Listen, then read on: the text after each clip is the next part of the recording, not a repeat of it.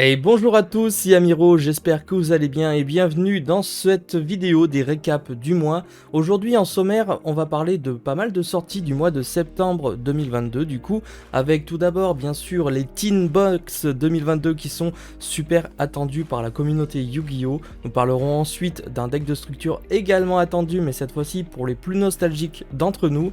Et enfin, en fin de vidéo, on aura un petit récap sur le pack de tournoi STP4 du Speed Duel, du format Speed Duel tout simplement, ainsi qu'un petit décalage de la boîte Speed Duel, je vous en parle en fin de vidéo.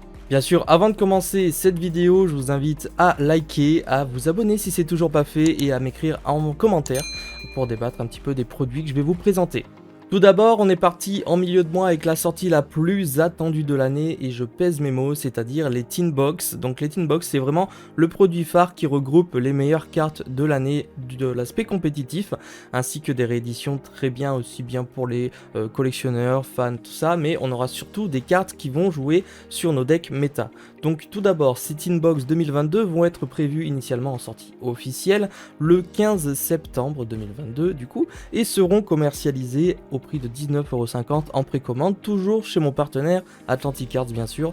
Vous avez tous les codes promo en description de la vidéo. Pour cette boîte, il faut savoir que c'est la dernière partie de la fameuse tablette du Millennium avec, on avait eu au début je crois que c'était Yugi Kaiba, ensuite Magicien et Dragon Blanc aux yeux bleus, et là nous avons la dernière partie de la tablette qui va compléter cette tablette en 3 parties tout simplement. Nous avons les 3 dieux égyptiens sur cette petite Teen Box qui a l'air très belle et on connaît le design. Personnellement, j'ai hâte de voir ce qu'ils vont pouvoir nous faire en Teen Box 2023 puisqu'il va falloir faire un tout nouveau concept.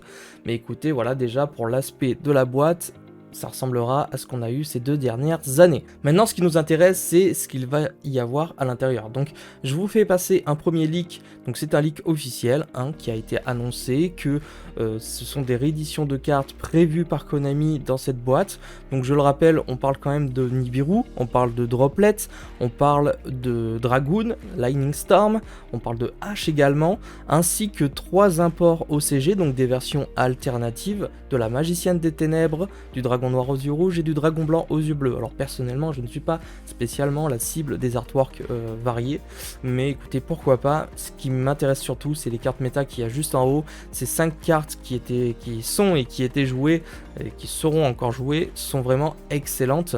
Et honnêtement, rien que pour ça, la Teen déjà devient très intéressante. Sinon, au niveau complet de la Teen, eh bien, il n'y a pas grand chose qui va changer. Ce sera toujours 3 méga packs à l'intérieur. Donc je rappelle, les packs seront constitués à chaque fois de 18 cartes à l'intérieur. Donc normalement, on aura 12 communes, on aura une rare, une secret, 2 ultras et 2 super. Donc voilà, c'est à chaque fois la même chose dans ces packs-là.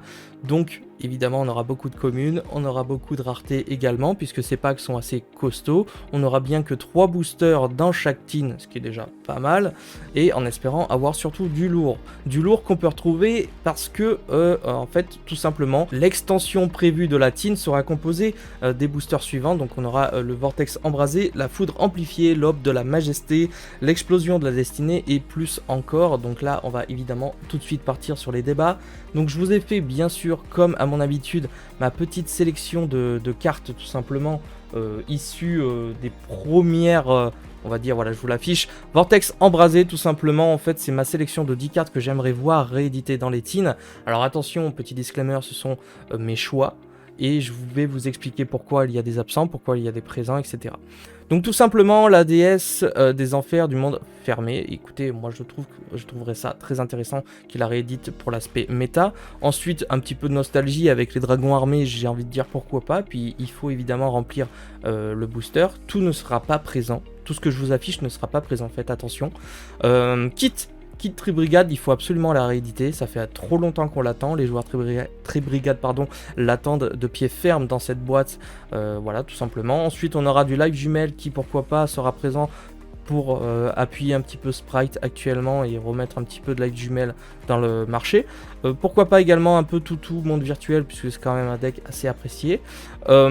J'ai mis le pot de la prospérité. Personnellement, je pense qu'il sera un des grands absents de la Teen parce qu'il y a déjà énormément de cartes et s'ils mettent le pot de prospérité à l'intérieur. Je me demande comment la boîte ne va pas exploser. Ça me paraît trop gros. Je pense qu'ils vont faire comme Access Code l'année passée. Ils vont la garder pour un coffret dans l'hiver beaucoup plus intéressant. Et enfin, on aura le petit Zephyr. Donc je vous l'ai mis, mais je pense qu'il ne sera pas présent. On passe au second booster qui est la foudre amplifiée. On aura du Amazing, on aura quelques petits dragons. Pourquoi pas la Link Plante, parce qu'elle est actuellement un peu jouée également. La bonne carte que j'ai envie de voir éditer, c'est la Divineresse. La Divineresse, on le sait, qui est jouée notamment dans Dritron, qui pour moi devrait être présente au moins en ultra rare dans la team. Ça me paraîtrait normal. Pourquoi pas également retrouver un petit dragon rose rougeâtre en super ou en ultra rare aussi, ça me va. L'enfant des ténèbres Inister, pourquoi pas également, même si le deck est complètement rogue et qu'il coûte pas très cher, ça ferait plaisir quand même de pouvoir remettre la main sur ces petites cartes, notamment en commune. Je pense que l'enfant des ténèbres Inister, c'est complètement une carte qu'on peut retrouver en commune dans ce genre de set. Encore une fois, un peu de live jumelle et la Lina, la charmeuse. Je sais que dans les teen box, ils aiment bien mettre des charmeuses en ultra rare, alors pourquoi pas Lina? Écoutez, ce sera pas de refus. Et encore un petit peu de Dritron. Le booster suivant, l'Aube de la Majesté, qui est également hyper attendu pour ceux qui jouent Despia, tout simplement.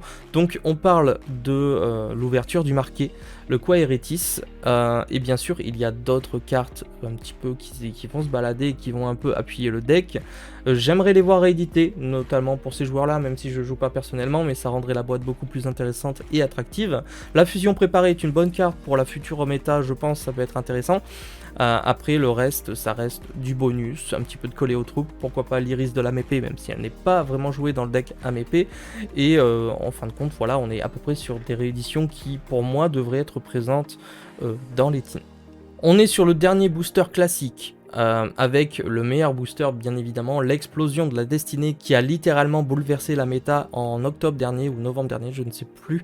Donc là, on parle surtout du deck Amépée, du deck Fuvagabond Brise et du support énorme pour le deck Despia. Donc j'ai mis Blackheart Amépée parce que je suis quasiment sûr et certain que Konami va faire la même chose que Revolt l'année passée, c'est-à-dire de mettre une commune d'un deck très fort en secret prismatique. Donc bien évidemment, je pense que Blackout Amépée sera une cible à choper en secret. J'ai mis l'exécuteur Phoenix, mais pareil, je ne pense pas qu'il soit présent parce qu'il y a Dragoon déjà, et que je pense que deux grosses fusions comme ça fait beaucoup. Alors par contre, s'ils le mettent, c'est génial, je serais très content. Il a été réédité uniquement dernièrement, mais en Starlight, donc évidemment il n'est pas accessible assez facilement. La grande présente que j'aimerais vraiment, c'est Ecclesia, la vertueuse, pour le deck Amépée, mais également pour le deck Despia, donc je pense que ce sera une carte qu'on va pouvoir retrouver en ultra rare.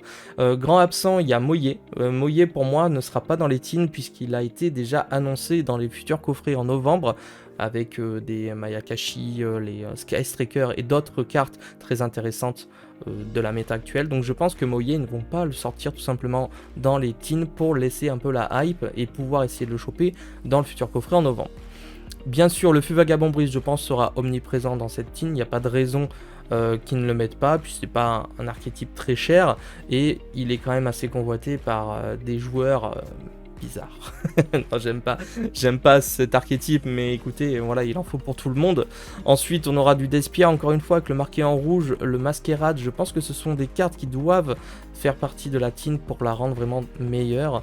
On a encore le Petit Monde, mais pareil, le Petit Monde, je ne pense pas qu'elle sera présente. Je pense qu'ils vont essayer aussi de mettre quelques autres cartes dans d'autres coffrets pour les rendre intéressants, ainsi que la Seigneur de Prison Divine, peut-être dans des gold, ou alors ils vont remplacer. Je pense pas qu'il y aurait des gold cette année à cause du coffret là où il y a moyen, mais bon, on verra bien. Donc je pense qu'il y a quand même énormément de cartes hyper intéressantes dans ces teams, on verra ce qu'il en est. Et comme à notre habitude également, dans ces teams, on a toujours une petite série en plus pour venir compléter. Et j'ai fait mes petites recherches et compagnie. Malheureusement, il s'agirait, je vous l'affiche ici, potentiellement, bien sûr, il n'y a rien d'officiel, je peux me tromper, mais selon mes calculs, ce serait du coup les anciens gardiens qui seraient à l'affiche dans les teams avec les archétypes Ogdoadic, Solfacor et Urs Arctic, à mon grand désespoir, parce que c'est pas des archétypes qu'on a envie de retrouver dans ce genre de boîte. Je sais qu'il y en a qui vont trouver ça peut-être sympa de pouvoir récupérer des Urs Arctic, Ogdoadic, peut-être qu'ils seront sympathiques pour l'avenir également, mais personnellement c'est pas des cartes sur lesquelles j'ai envie de tomber, surtout en rareté. J'ai envie de remettre la main sur des cartes très fortes, méta, puisque c'est pour ça qu'on achète des tin box. Mais écoutez, je pense vraiment que ces cartes seront présentes dans les tins, et on verra le jour J si je me suis trompé ou pas. Au niveau des peu de leaks qu'on a eu concernant les tins, pour l'instant, du moins à l'heure où je vous tourne la vidéo, on n'a pas grand chose. On a juste cette petite image de Swordsoul of Taya, et donc ce dont je vous ai parlé. Bon, ça confirme, je pense, que les Swordsoul seront bien présents dans les tins. De toute façon, je vois pas comment ils pourraient faire autrement, c'est tellement trop intéressant. Et du coup, on parle de Taya qui était disponible en super rare et qui sera potentiellement disponible en prismatique secret rare. Je pense pas que ce soit du fake, je pense que c'est une erreur d'usine. Voilà ce qui s'est passé, tout simplement une carte des tins 2022 est apparue dans les boosters LDS 3. Je crois que c'était aux États-Unis, si je dis pas de bêtises, on dirait une secret US. Donc après, je ne sais pas, mais voilà, il y a eu des trucs. Donc ça annonce aussi pas mal de belles secrets, et c'est pour ça que je parle aussi de Blackout en termes de réédition pour Swordsoul. Et voilà les amis, pour les tins, c'est à peu près tout ce que j'aurai comme info. Je pense que c'est déjà pas mal, ça vous permet de faire un beau point sur les rééditions. Si vous recherchez des cartes, si vous n'avez pas pu mettre la main sur des cartes méta cette année, eh bien je pense que la tin 2022 est bien sûr faite pour vous. On passe désormais à la seconde sortie de ce mois de septembre, qui sera en fin de mois et qui est très attendue notamment par les fans du monde GX. Il s'agit bien sûr du fameux deck de structure La Légende des Bêtes Cristallines, qui sortira officiellement le 29 et qui sera commercialisé toujours chez mon partenaire au prix de 10 € en précommande. À peu près le prix d'un deck, et il sera à 11,99 € le jour J, peut-être un peu plus, puisque vous savez très bien que cet hiver malheureusement les prix vont potentiellement un petit peu augmenter. En bref, on part sur un deck TCG, un deck de structure à 46 cartes, dont 3 jetons à l'intérieur. Donc comme à notre habitude, nous avons 5 ultra rares à l'intérieur, une super et 40 communes. Bien sûr, je vous affiche le petit deck en même temps que je vous dis ça. Nous aurons 3 jetons dans diverses raretés, un tapis et un guide. Donc parmi les nouvelles cartes bêtes cristallines comme elles s'affichent, je ne me suis pas spécialement intéressé sur les effets, mais je les trouve absolument trop belles. Elles sont vraiment bien travaillées au niveau du design, et je pense que ça va faire plaisir à énormément de monde de pouvoir retrouver un petit peu ces cartes à l'intérieur. On avait vu un leak également dans le deck OCG, je crois qu'ils ont l'absorption de compétences à l'intérieur de ce deck. Il est possible qu'on ait absorption de compétences également en TCG, et je trouverais ça normal pour essayer de booster un petit peu le deck Edlich et d'autres decks un petit peu pièges comme ça, tels que les labyrinthes également ou autres cartes. Donc également, pas spécialement de leak à vous proposer ou de réédition à vous proposer pour l'instant, parce que ce serait vous dire des bêtises. Malheureusement, on va attendre un petit peu, mais bien sûr, au niveau des cartes à l'intérieur, il y aura bien sûr toutes les bêtes cristallines, je pense, qu'on pourra retrouver. Ici, je vous montre essentiellement les nouveautés. Enfin, la dernière sortie, on peut parler de sortie, mais ça concerne également les joueurs de tournoi, puisque ce sera le STP4, donc le pack de tournoi Speed Duel 4, qui va sortir le 29 septembre, avec de toutes nouvelles cartes en ultra rare, en super rare, et bien sûr, quelques rééditions en commune. Le set de ce booster est constitué de 35 cartes, on aura 3 cartes par booster, donc en général c'est 2 communes et une super ou plus, donc après on peut avoir des ultras, bien sûr. Donc 20 communes, 10 super rares et 5 ultras disponibles dans ce pack. À l'intérieur, on peut retrouver, comme il s'affiche, le fameux Fracas, le guerrier magique. Nous avons le Cohue cérébral, le Seigneur de la suppression, le livre de la vie, Vigilance de champion, Vieux magicien vindicatif et New Doria qui seront à l'affiche pour ce 4e volet de booster de tournoi Speed Duel. En parlant de Speed Duel, et je vais conclure la vidéo là-dessus, beaucoup attendaient le petit coffret, le paradoxe des partiels, avec justement à l'affiche Jaden et les frères Paradox sur le petit coffret, donc un mini coffret de boîte Speed Duel que personnellement j'attends énormément aussi. Malheureusement il était prévu pour septembre avec les vieilles dates, mais malheureusement il a été décalé au 6 octobre pour le moment, donc nous en parlerons dans un prochain mois. Et voilà les amis, c'est à peu près tout pour ces sorties du mois de septembre, c'est déjà pas mal. La grosse attente c'est bien sûr les teens, restez connectés, je reçois actuellement normalement entre 36 et 40 teens, donc je risque d'en ouvrir énormément. En vidéo je vous en ouvrirai une case donc de 12 normalement, donc n'hésitez pas à vous abonner rien que pour ça, pour ne pas rater l'opening. Bien sûr, vous pouvez suivre un petit peu tout ce qui va arriver. Il y aura des avant-premières Konami qui vont sortir pour voir un petit peu le contenu de ces teens. Et bien sûr, on se tient au courant. N'hésitez pas à débattre un petit peu de ces sorties du mois et de me dire quelle est votre attente pour septembre 2022. En tout cas, ça m'a fait plaisir de tourner cette vidéo comme d'habitude. Merci à tous. Je vous donne rendez-vous pour une prochaine vidéo. C'était Yamiro. Ciao les potes!